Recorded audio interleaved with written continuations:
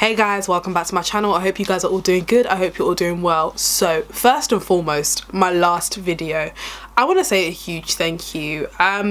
I was really nervous when I was putting it out because although I knew I needed to speak out on what I'd experienced, I didn't know what the response was going to be, and I was sort of prepared for the worst. And no, honestly, I've had so many people reaching out saying like, thank you so much for sharing your experience, or understanding racial injustice in the education system from a different perspective because I shared. And yeah, that's what we're here for. And a lot of people who had been in that school also, it was just like, yeah, it was traumatic. I've also had some people messaging to apologize, and I appreciate it. I will say that I hope no one thought that apologizing would sort of make me stop talking about these things, because it ain't gonna happen. This video is going to be a couple of story times, a compilation of story times if you like, about some of the other racist incidents and the racial discrimination that I experienced whilst at my Christian school in Liverpool.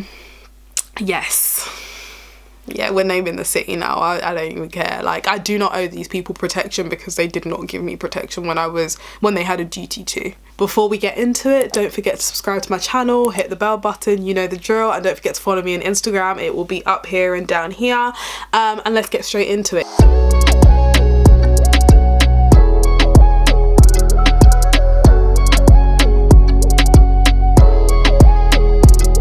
So at this point, I was in year 9, I was 14 years of age when this happened, and I had a maths teacher, and his name, we're gonna call him Mr. Burrito.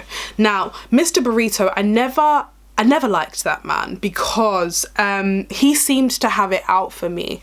Remember those 4W forms that I told you about in my last video? So he would try and get me in trouble by any means necessary. So he would try and get me in a situation where I had to fill out a 4W form, or that was his first call of punishment every single time for some of the most minuscule things. It got to a point where other people in my year started to notice that he was just getting me filling out 4W after 4W as many times as he could. So this one particular maths lesson, we were working on probabilities, right?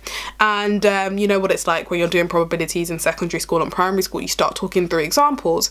And so we were talking about examples of events that have a highly unlikely probability or a 0 probability. And one of the boys in my class who used to bully me, by the way, we're gonna name him Gus, he gave his example of an event with 0 probability. And his example was, there is 0 probability that it would snow in April. Now, this made me smile and this made me chuckle because I remember 2 years before driving from Liverpool to London on an Easter Sunday and it was snowing in April. So I chuckled to myself in reminiscence, and Mr. Burrito noticed my chuckle and he sent me out of the classroom. And I thought, do you know what? I earned that one. Do you know what? I probably shouldn't have laughed in his lesson. I found it a little bit harsh because obviously it's not like I laughed and I guffawed and disrupted the whole classroom and the whole dynamic, but cool, whatever you want to do. So he sent me out of the classroom. So I'm standing out of the classroom, missing vital education for something very, very minuscule. And I thought it was just for a disturbance. So I was like, okay, I complied. Do you know what I mean? So once he's gotten the class settled, I guess, he comes out to see me and he tells me why he has sent me out of the classroom. He had sent me out of the classroom because he believed that my laughter at the example, because of the memory that it triggered, was an act of bullying towards Gus.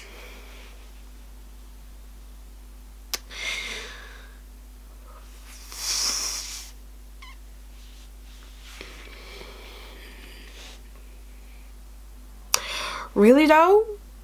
Really? Really? Now, I feel like I need to add additional context to this because I was spun. Now, as I said, I joined that school at the tail end of year 7 and left at the beginning of year 10. My entire time there, Gus and his merry men were consistently bullying me. Gus had been heavily involved in fairly racial remarks towards me. He had taken my last name, my full last name, and had butchered it in a very, very offensive way, very deliberately. I reprimanded him about it and he got very, very aggressive with me over that. So, not physically, thank God, but he had been really, really rude back and had just laughed in my face as well. So there was that. On top of that, all of the white boys in that year had been collectively bullying me. Not all of them actually, bar one, had been collectively bullying me non-stop. And it was some very, very disturbing, very vile, very violent stuff. Including but not limited to telling me to go and commit something very permanent to myself and cause myself very permanent, very irreparable harm. And yeah, it was a very, very, very traumatic period, and I had reported it to teachers over and over and over and over again, and I had been consistently met with, there's nothing we can do about it. They would give like a small talk about it. No one ever got punished for anything that they did to me, to the point where I gave up reporting it because I had tried so many times and I was tired. So to now be in a situation where I have been sent out of the classroom and accused of bullying the very person, or one of the people, that had done way worse to me, was crazy. And guess what form of punishment he wanted to go with? The 4W. Now, I was rattled because I had already had, I believe, won that term. So it was just like, I know exactly what you're trying to do here. I see it. I see it really, really clearly.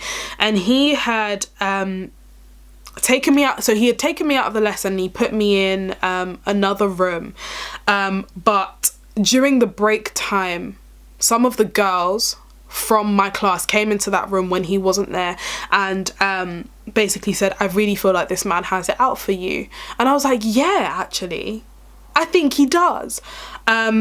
So he asked me to fill out the 4W form, and do you know what? I'm so proud of myself for this part. I refused to fill it out.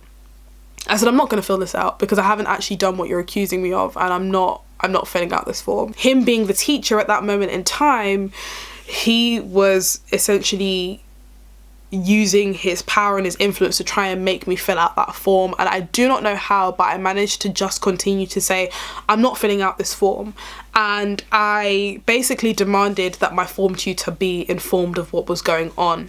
My form tutor, we're going to call him Mr. Gerard. Now, a little bit of context where he's concerned. Before entering into his form, I was terrified of him. He was really, really, really, really strict, and everyone was afraid of him. What I didn't realize is that having him as a form tutor was a bit of an advantage because all of the teachers were afraid of him as well. So I took a bit of a gamble and I said to Mr. Burrito, I'm not filling out this form, I want my form tutor. Meanwhile, because of all of what was going on and the fact that I was refusing to fill out this form that I shouldn't have had to fill out, I was missing classes, I was missing breaks, because I was basically being held hostage in a classroom until I complied with something that was unjust. You are detaining me for nothing. So obviously time's going, and so Mr. Burrito decides he's going to take me downstairs to see the head teacher. Literally, all I can say is in this moment that I'm about to describe, God was on my side. So he takes me downstairs to see the head teacher, and we get to the foyer, and there is Mr. Gerard, my form tutor, the one that every other teacher is afraid of. And so I literally said, when I'm not filling or signing anything until I speak to Mr. Gerard. Can we talk to him now, please? So I called over Mr. Gerard and I explained the situation to him, and he said there's no way she's filling out this 4W form. This is ridiculous. There is no way she's filling out this 4W form. That whole situation really, really spun me, because I think it was the first time that I felt like, yeah, no, these people genuinely want to ruin my life. These people are genuinely out to get me. And they're the people that my parents trust to like look after me and take care of me when my parents are not around, and they're the people that they've entrusted and paid to give me a good Christian education, but instead I'm being racially targeted, racially abused on every side, from students, from teachers. There is no safe space here. And I think it was genuinely at that school that I realised, honestly, as a black person in society as we speak, there is nowhere in this world that is safe for you. And that was a horrifying reality to come to. There were so many things that would happen in that school that were just so out of order. One thing about that school is it was one of those Christian schools, those Christian private schools, so the fees were low, and amongst many things, like not having the equipment to do science experiments and actually like learn things adequately, we also, for some reason the heating was either not on sufficiently, or there was chasson problem every single winter, to where the school building was just deathly cold. And for me personally, that was not good. I had like issues with my circulation back then, which meant that if it got really, really cold, my feet would really, really hurt. My hands would as well, but particularly my feet. And it would mean that sometimes the pain would be so unbearable to where I couldn't walk. So one day, I think we needed to move to another classroom or something. And the pain in my feet had ensued, and I tried to stand up and had failed. And I told Miss Karen, because she was the one teaching us at the time for an English lesson, I told Miss Karen, yeah, I can't walk right now. And she looked me dead in my eyes and was like, oh, you're probably exaggerating. Oh, you're so dramatic. And continued to just spray out her slew of abusive words, because Miss Karen, if you ever watch this video, I pray that God really has changed your heart, because honestly, back then you were a merchant of wickedness.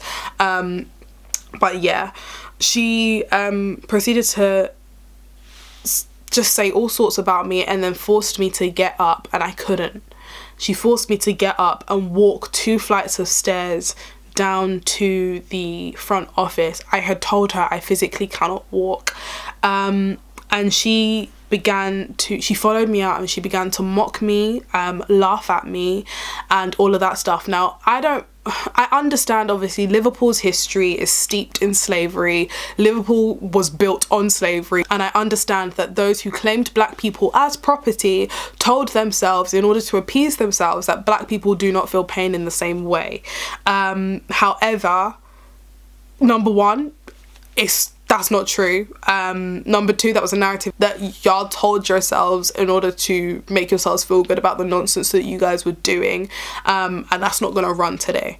So I was in agony, and I had this old white lady just mocking me and berating me, and it got to a point I got halfway down the corridor with extreme discomfort, and I literally just sat on the corridor floor, and I felt so humiliated, so embarrassed, so down on myself because of the actions of this woman. And she was just like, oh, get up, you're being so dramatic. And it was like, I physically cannot stand, and I told you this. I'm not even angry anymore, I'm disappointed. Where was the love? Where was the compassion? And this is the same Miss Karen that would basically do everything in her power to make sure I was portraying a negative stereotype. So she would call me volatile, having provoked me to respond. She would call me volatile in all my school reports. She would ensure that in every play that we were doing, I was always playing like negative characters. She was a she was a wicked woman. I'm sorry. Me and my family, we're not ones to play the race card, yeah? So anything that I'm saying is racism. I've really deeply considered it and sat on it and chewed over it and mulled over it and asked myself, is there an alternative explanation that isn't invalidating the whole experience? By the time I've come to the conclusion that it's racism, I've really analysed it non-stop, because I don't like to just say it for the sake of it if there's genuinely another reason. But this woman would like put on my report cards that I was volatile, that I was aggressive. Who did I aggress? Was I not the one being aggressed the whole year, sis? Karen. What we're not gonna do is rewrite history, boo-boo. And now on to my third and final story. So up until year 8, we would go for swimming lessons at this one particular pool, and it was on a weekly basis. And at this particular time, both myself and Tina had braids in because we needed to. Unfortunately, regardless of what the rules said, like our mothers deemed it fit for us to have braids for the protection of our own hair because we cannot come and die. So we had braids in, and we were both sort of complaining and just talking about how our braids are gonna age quicker now because of this swimming experience, and I don't even want to get in the water anyway, like, you know what I mean, like I don't want to do it. And we were just being girls, you know, and we just, you know, just chit-chatting away. And Becky was in earshot of the conversation, and she asked, can't you just take them out? Me and Tina looked at each other. If you guys have watched my braiding tutorial, you guys know it's not a take out kind of extension that we're talking about. And obviously this is common knowledge to me and Tina. So we looked at each other and we just began to chuckle lightly. We were like, no honey, we can't take them out. I don't know who heard what, who reported who, what happened next, but next thing I know, me and Tina are being pulled up for being bullies because we laughed. It's like black people cannot laugh without being...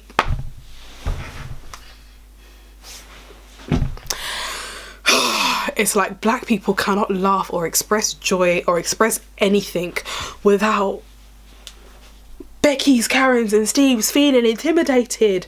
Listen, not being funny, Karen, Becky, Steve, Bruce, Chad, if you feel intimidated because I'm laughing, I'm probably not the problem.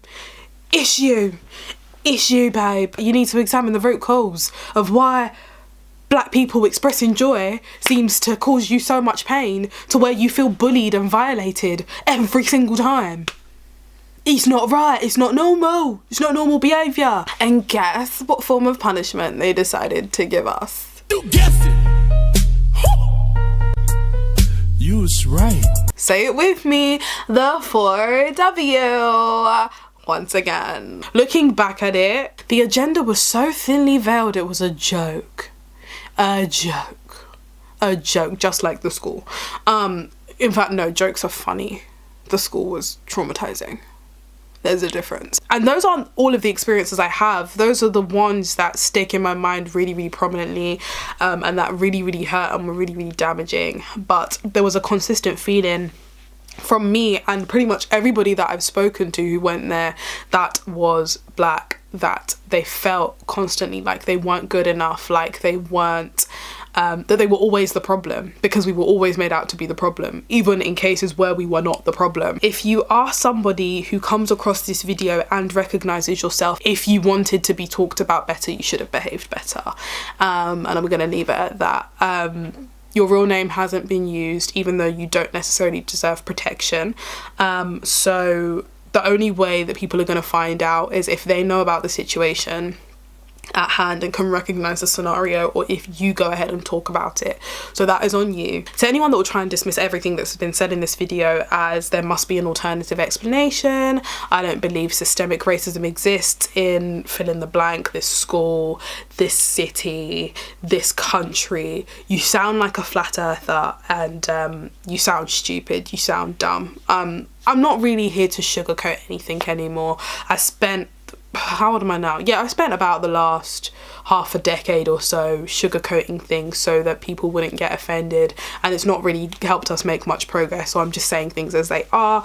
If you don't believe that systemic racism exists, again, I'm going to include a reading list from academics talking about systemic racism and its existence, because it does. And yeah, I would implore you to educate yourself before you try and argue with me, because my mum genuinely taught me not to argue with people who are committed to misunderstanding you, and I'm not going to be doing it. So yeah, that is your fair warning. Don't waste your time. If you like the video, don't forget to give it a thumbs up, and I love you guys so much, and I'll see you in my next one. Bye guys.